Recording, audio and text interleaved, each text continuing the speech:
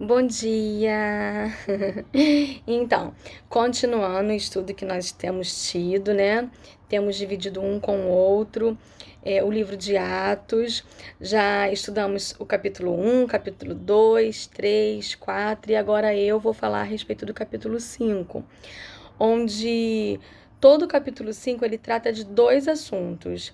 E vão ser esses dois pontos que eu vou tratar. O primeiro é falsa imagem de santidade. E a falsa imagem de santidade vai ser tratada quando a gente falar sobre Ananias e Safira. E eu vou começar por ele. Depois eu falo o segundo ponto. A igreja cristã naquela época, ela estava passando por um momento onde todos que tinham terras, que tinham posses, eles vendiam a terra, eles vendiam a posse e levava todo o dinheiro aos pés dos apóstolos. Qual era a finalidade disso?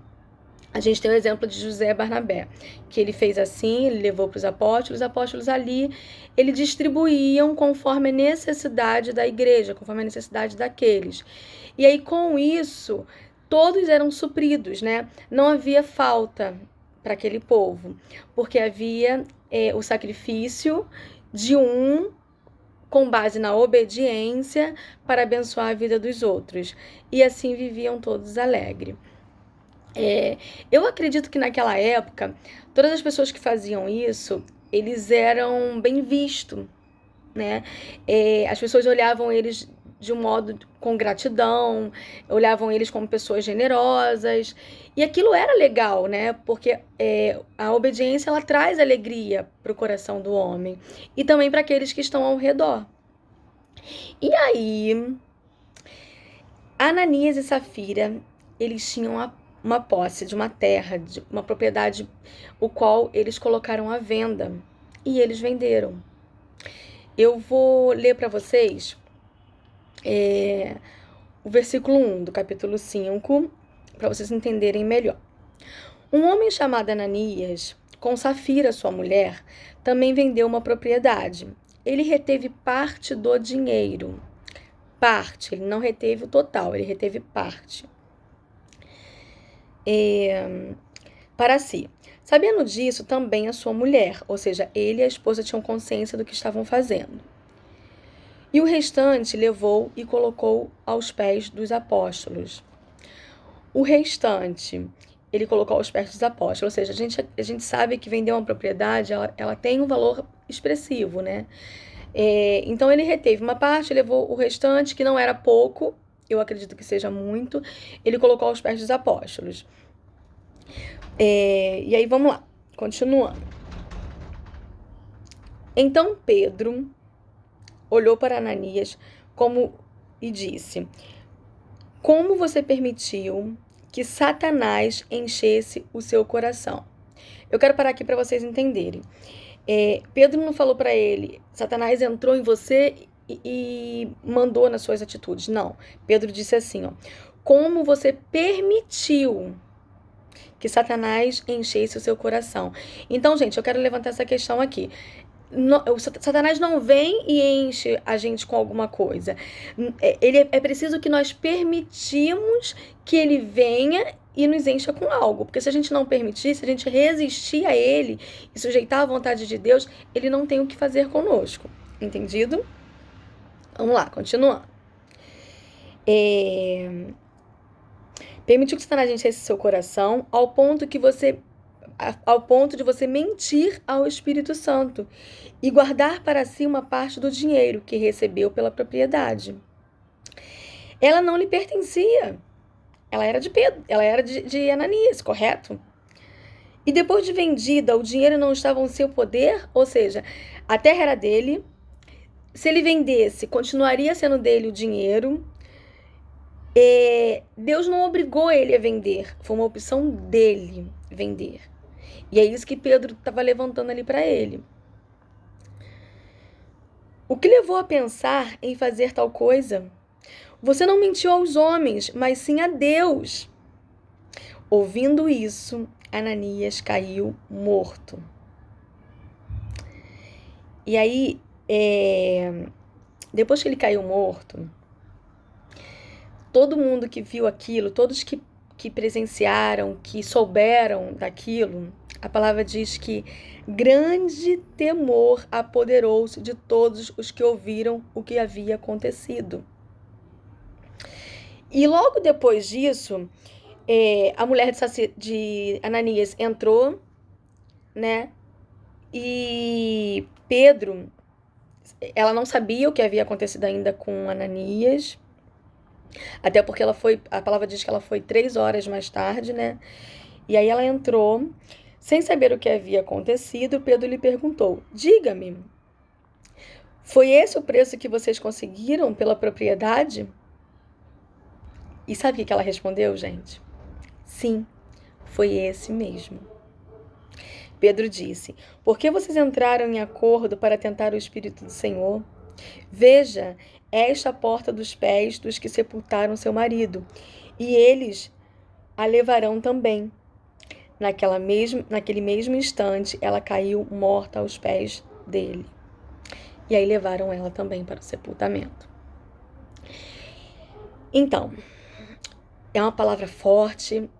Eu já ouvi vários pregadores pregarem essa palavra, mas o que me levantou, o que me chamou a atenção hoje lendo essa palavra foi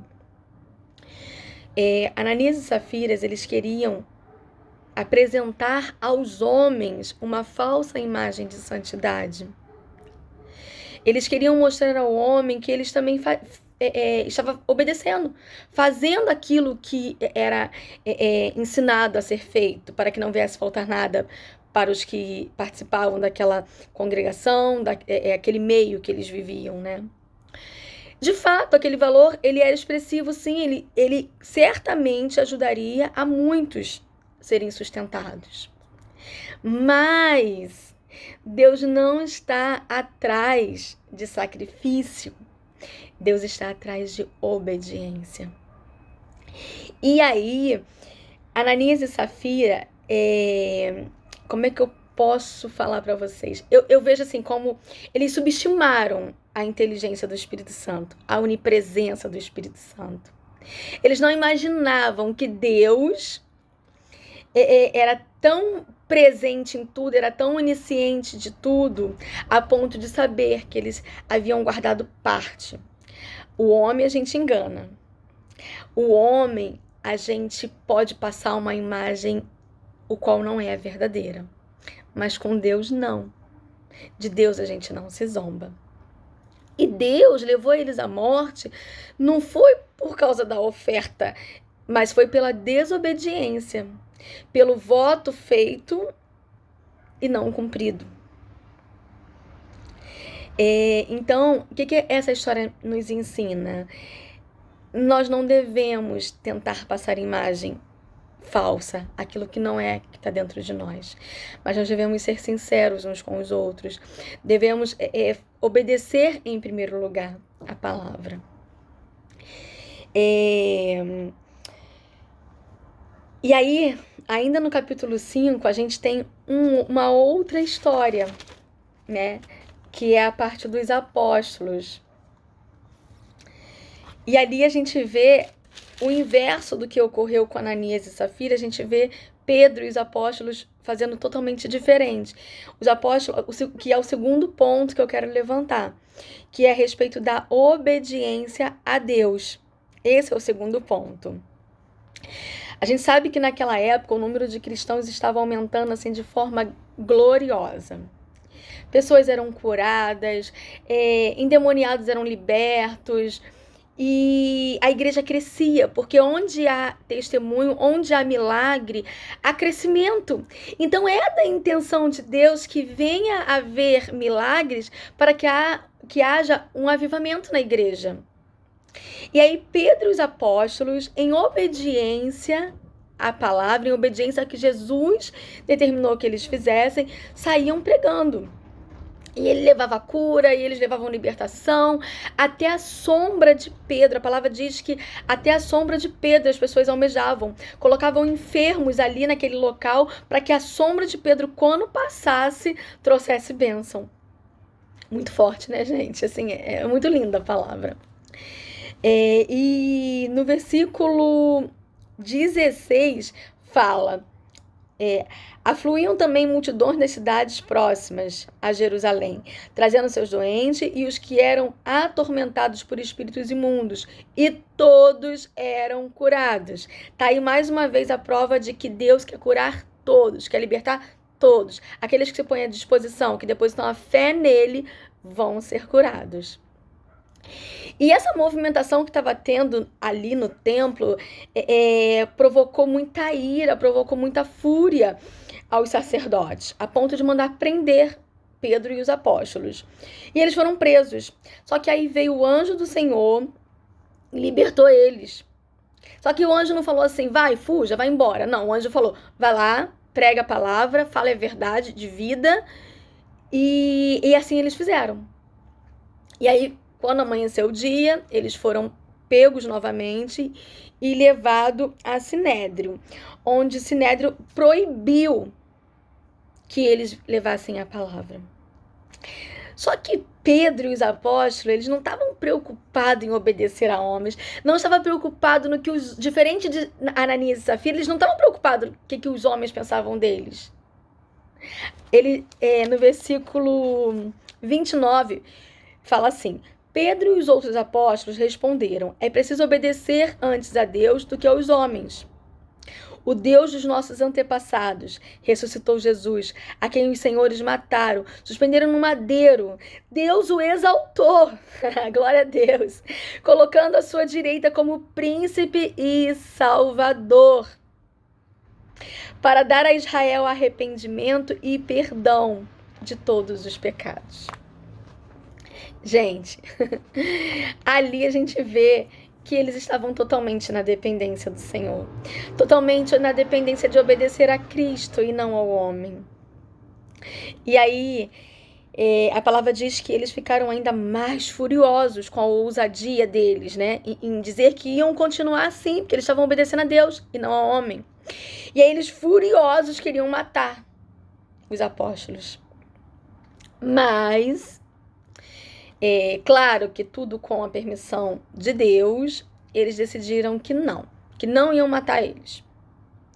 Porque no versículo 38 fala: portanto, nesse caso, eu os aconselho, deixem esses homens em paz e soltem. Se o propósito ou a atividade deles for de origem humana, fracassará. Se proceder de Deus, vocês não serão capazes de impedi-los, pois se acharão lutando contra o próprio Deus.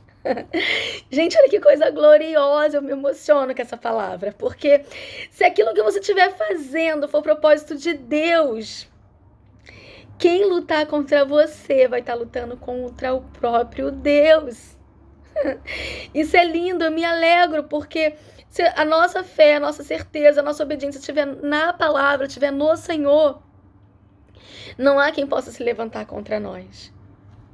E aí, eu quero que vocês venham refletir sobre tudo isso. Não queiram manter imagem falsa de santidade, mas queiram ser obedientes ao que Deus mandar vocês fazerem. Sejam obedientes em tudo na palavra. Porque o nosso Deus, ele não tem prazer no sacrifício quanto ele tem prazer na obediência. Melhor é obedecer do que sacrificar.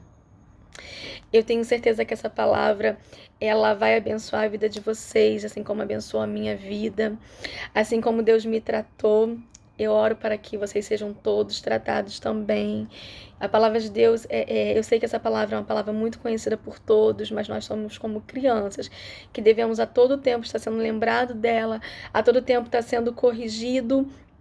Quem é mãe e pai sabe que nós precisamos a todo tempo ensinar os nossos filhos, né? Por isso a palavra é assim, ela vem a todo tempo nos ensinar, para que nós venhamos reavivar a nossa fé e viver conforme a vontade do Senhor.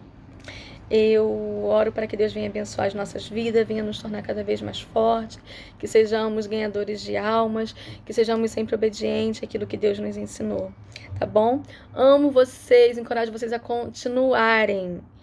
E hoje eu vou desafiar uma pessoa maravilhosa do nosso departamento, uma pessoa que eu acompanho desde que eu entrei na United, e eu sempre estou ao lado dela encorajando, eu sempre estou do lado dela lembrando quem ela é e para que ela foi chamada. Gente, de verdade, eu amo muito essa pessoa. E essa pessoa é a Raquel.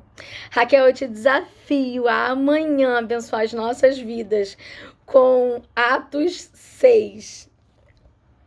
Beijo. Deus é contigo. É conosco.